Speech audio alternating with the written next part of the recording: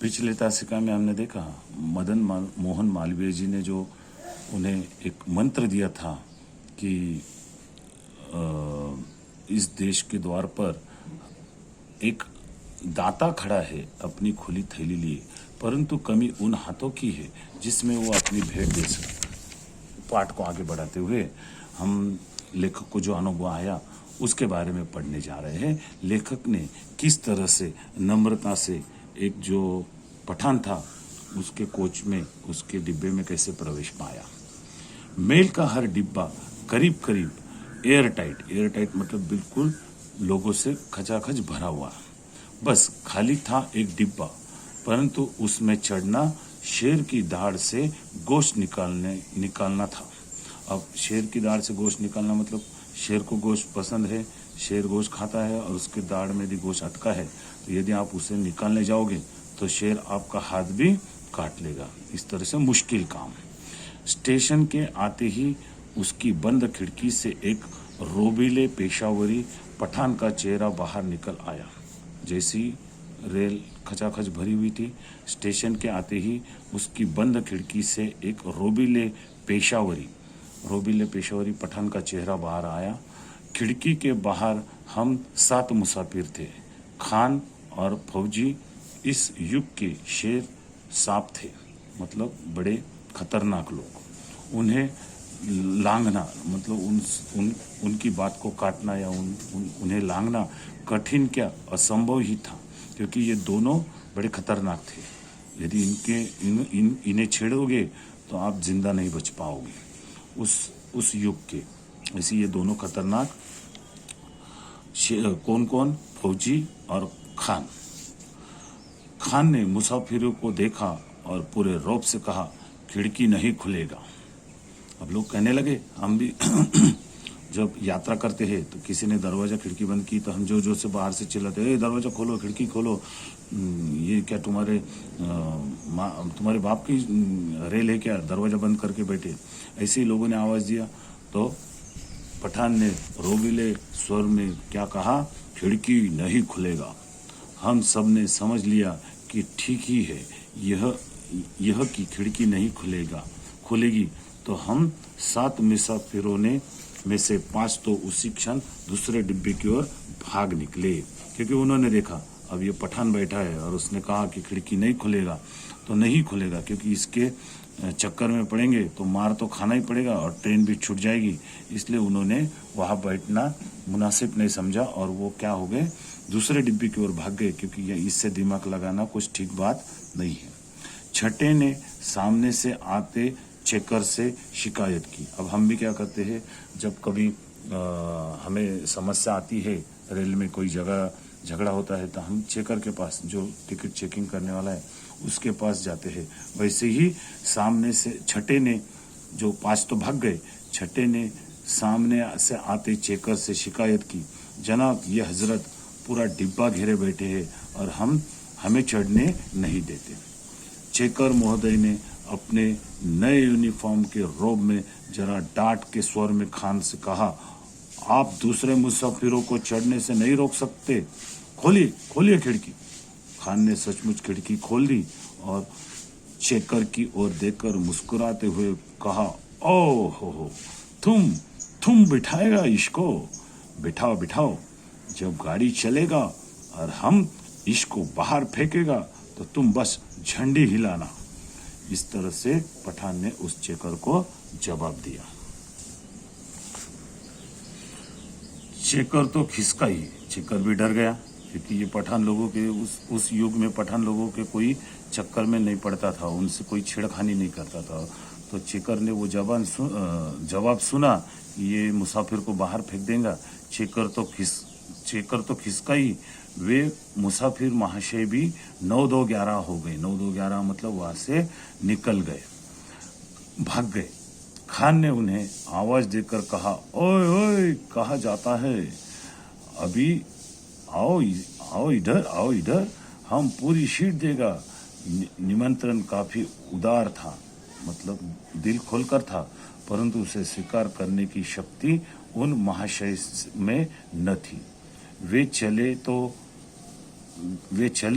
चल ही गए। खान ने अपनी खिड़की धम से बंद कर ली। मैं अब भी अपनी जगह खड़ा था, अपनी अटैची मतलब सूटकेस साथ में लटकाए। खान ने मुझे देखा, मैंने खान को। उसने क्या सोचा मैं नहीं जानता, परंतु मैंने सोचा यही सही वक्त है। मालवीय जी महाराज का वचन है कि हाँ, द्वार पर एक दाता खड़ा है, तो क्या यह खान भी एक दाता है? मालवीय जी ने कहा है देश के हर द्वार पर एक दाता देने वाला खड़ा है। तो लेखक ने सोचा ये जो पठान है ये भी एक दाता है। तो उन्होंने क्या तय किया कि चलो हम मालवीय जी के जो संदेश था कि देश के हर द्वार पर एक दाता खड़ा है, सिर्फ कमी है उन नम्रता भरे लोगों की जो उसे पा सके। तो लेखक ने वो सोचा कि चलो मालवीय जी के उस वचन का यहाँ पर जांचा जाए। तभी खान ने मुझसे कहा, तुम नहीं गया? मैंने संक्षेप में कहा, नहीं खान साहब। क्यों, गाड़ी में नहीं चढ़ेगा?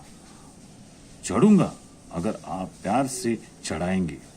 क्यों, दूसरे डिब्बे में नहीं चढ़ेगा?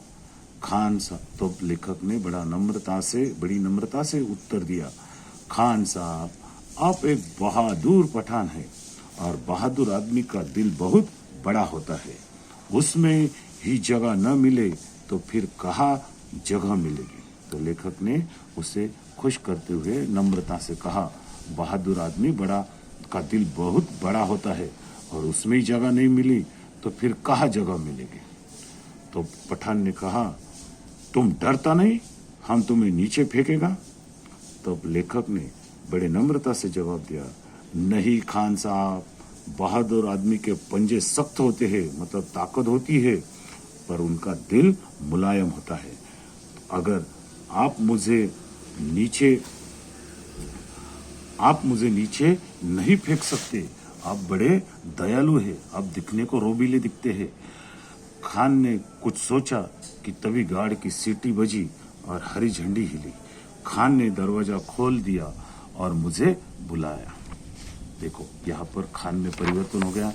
खान ने जैसे ही खान को थोड़ा सा उसके स्वभाव के बारे में अच्छा बताया, मुलायम बताया, तो खान का दिल पिघल गया और उसने क्या किया, लेखक को अंदर खींच लिया। खान ने कुछ सोचा कि तभी गार्ड की सीटी बजी, ट्रेन निकलने की हरी झंडी हिली। खान ने दरवाजा खोला और मुझे बुलाया।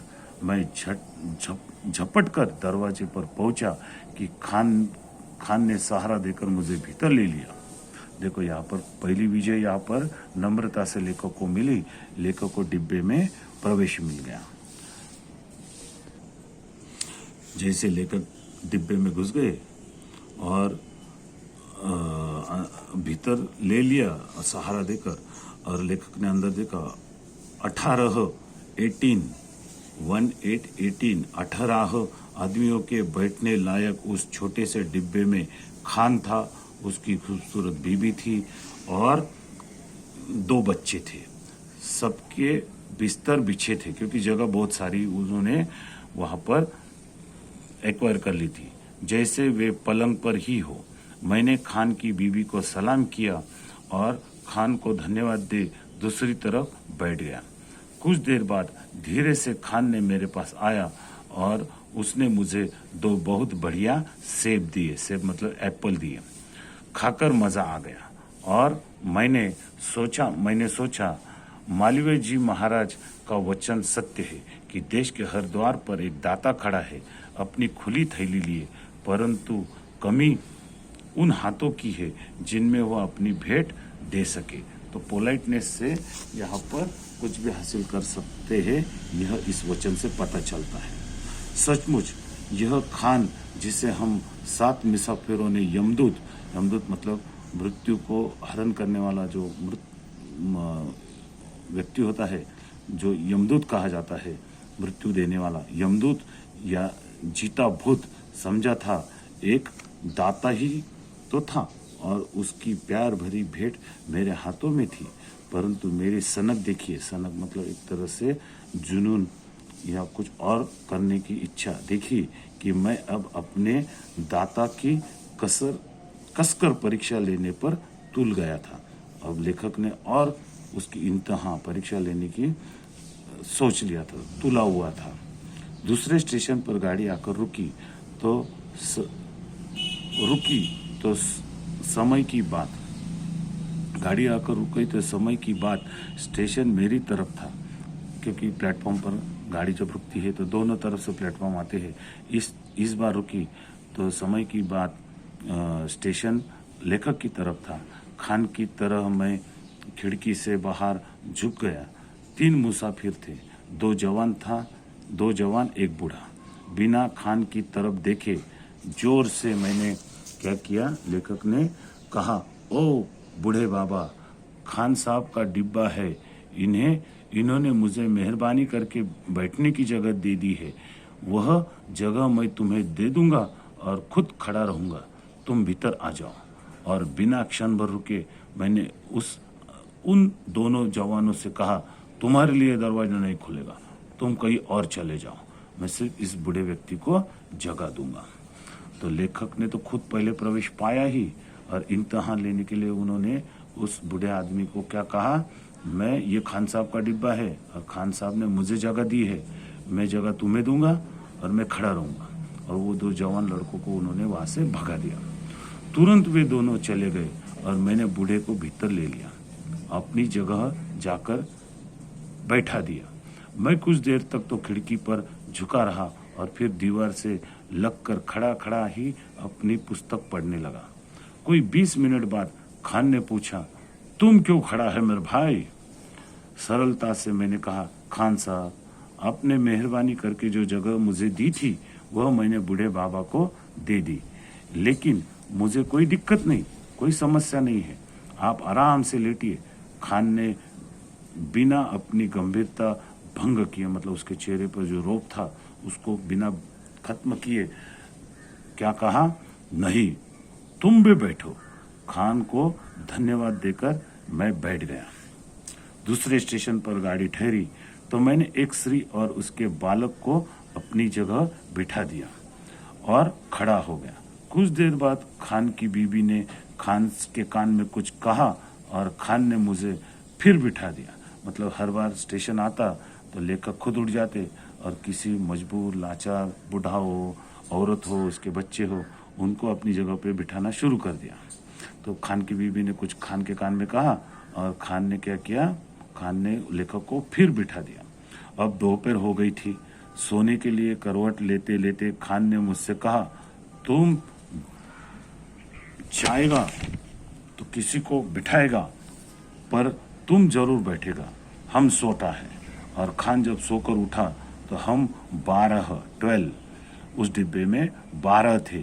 खान देखकर हंसा और बोला, सरकार तुमको रोज बॉम्बे मेल में रखे तो बहुत मुसाफिर को आराम होगा। मतलब यहाँ पर खान ने व्यंग करते हुए कहा, सरकार यदि तुमको रेल में रखेंगे तो सरकार तुमको रोज बॉम्बे मेल में रखे तो बहुत मतलब ज़्यादा मुसाफिर को आराम होगा। मैंने कहा, पर खान साहब, आपको भी मेरे साथ रहना पड़ेगा, नहीं तो इतनी सारी जगह कहाँ से मिलेगी, नहीं तो मुझे खाली डिब्बा कहाँ मिलेगा जो मैं ज़रूरतमंदों को बिठा पाऊंगा। खान और उसकी पत्नी इतने जोर से हंसे कि मज़ा आ गया। शाम को 7 बजे मैं अपने स्टेशन पर उतरा तो खान ने मुझसे हाथ मिलाया और उसकी बीवी ने मुझसे पहले मुझे सलाम किया। खान की शक्ति क्यों छूमंतर हो गई, शक्ति मतलब उसका जो रोब था वो क्यों छूमंतर हो गई, खान देने को क्यों उतावला हो गया, जगह देने को, अंदर बुलाने को।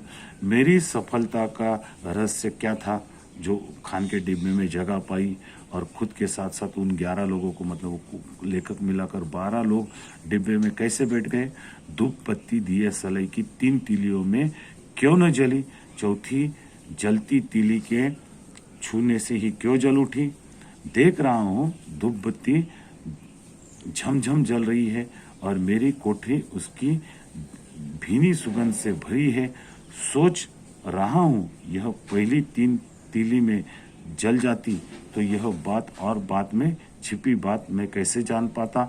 मतलब यहाँ पर खड़ा रहना मतलब अनपोलाइटनेस और झुकना पोलाइटनेस, इसका यहाँ पर अंतर बताया है।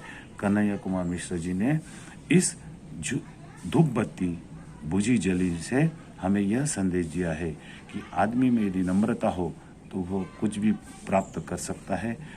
देश के हर द्वार पर दाता खड़ा है, सिर्फ जरूर उन स्वभाव की है जो नम्रता से मांग सके। आप रेल में सफ़र कर रहे हो तभी आपका इसका अनुभव आ सकता है। आप रेल के डिब्बे में घुसे यदि लोगों को कहोगे चलो चलो किसको उधर हमें बैठना है, तो आपको जगह नहीं मिलेगी, आपको मार पड़ेगी। लेकिन वही आप आराम से खड़े रहेंगे, थोड़ी देर बाद ट्रेन शुरू होगी, उसके बाद आप किसी से नम्रता से स्वर कहोगे मुझे अगले स्टेशन में उतरना है, भाई साहब थोड़ा खिसक कर मुझे भी जगह दे दीजिए, तो आपको जगह मिलेगी। लेकिन आप वही ऑरेगेंटली उससे कहोगे चलो किसको उधर मुझे भी बैठना है, तो वो लोग भी आपको प्रतिकार करेंगे, आपको जगह नहीं देंगे। यही यहाँ पर लेखक ने भी किया। जो पूज्य मदन मोहन मालवीय जी है, उनके वचनों का कि देश के हर द्वार पर दाता खड़ा है, उन्होंने परीक्षण किया। एक बार रेल खचाखच भरी हुई थी, पठान ने अपना 14-15 सीट का जो डिब्बा था वो पूरे डिब्बे पर कब्जा कर रखा था, और लेकिन लेखक ने नम्रता से उस डिब्बे में प्रवेश भी पाया, और साथ ही साथ एक बूढ़े आदमी से और जो ज़रूरतमंद थे, एक औरत थी उसके साथ बच्ची थी, उनको भी जगह देते गया। और लेखक ने यह पाया कि नम्रता से पठान ने भी उसे कुछ नहीं कहा, उल्टा ये कहा कि यदि सरकार तुम्हें यहाँ पर रेल में रोज बॉम्बे मेल में रखे तो बहुत से मुसाफिरों को आराम होगा। और हंसते हंसते दोनों ने, मियाँ बीबी ने ये बात कही, तब जाकर के लेखक को पता चला। लेखक ने फिर नम्रता से कहा लेकिन खान साहब मेरे साथ आप होने चाहिए, इतने 14-15 लोगों की जगह पकड़ने के लिए कोई रोबीला और ताकतवर इंसान होना चाहिए। इस तरह से खान भी खुश हो गया, और लेखक को मालवीय जी के जो संदेश था उसका परीक्षण भी हो गया। तो छात्रों, इस पाठ से हमें क्या सीख लेनी है? धूप बत्ती जली बुझी से हमें यह सीख लेनी है, विनम्र होकर व्यक्ति कुछ भी प्राप्त कर सकता है। पोलाइट, यदि उसका नेचर पोलाइट है तो वह कुछ भी प्राप्त कर सकता है। विनम्रता एक ऐसा गुण है, पोलाइटनेस ऐसा वैल्यू है जिसके साथ विवेक का प्रकाश दुगुना हो जाता है। योग्य और विनम्र व्यक्ति बहुमूल्य रत्न होता है, प्रेशियस स्टोन की तरह होता है। ऐसा व्यक्ति सबके दिलों को जीत लेता है, और अपना जो मनचाहा उसे प्राप्त करना है वो प्राप्त कर सकता है, चाहे वह सख्त मिजाज पठान ही क्यों न हो। यहाँ पर पठान का सिर्फ एक उदाहरण दिया है, लेकिन आपके जीवन में ऐसे कई सारे प्रसंग आएंगे जब आपको कुछ समस्याओं का हल निकालना होता है, तो आपको नम्रता से ही उस समस्या का हल मिल सकता है। न कि तुम झगड़े और ऊंची आवाज में बात करोगे तो आपको वैसे ही उत्तर सामने वाले से मिलेगा। तो बड़ी अच्छी सीख इस धूप बत्ती बुझी जली से हमें मिलती है कि हमें जीवन में हमेशा नम्रता से रहकर हमें जो प्राप्त करना है उसे हम प्राप्त कर सकते हैं। उम्मीद है इस पाठ का जो उद्देश्य है धूप बत्ती बुझी जली का, वो आपको समझ में आया होगा। लेखक ने एक दिया सलाई के धूप बत्ती से हमें ये उदाहरण बताया, और साथ में नम्रता का एक उदाहरण जो पठान के डिब्बे में खुद प्रवेश पाया और बाकी भी 12 लोगों को प्रवेश दिलवाया। इस पाठ से हमें यह सीख मिलती है कि नम्रता आदमी का सबसे महत्वपूर्ण गुण है, जिससे वह कुछ भी हासिल कर सकता है। अगली तासिका में हम इस पाठ के मुख्य प्रश्नोत्तर देखेंगे। तब तक के लिए धन्यवाद।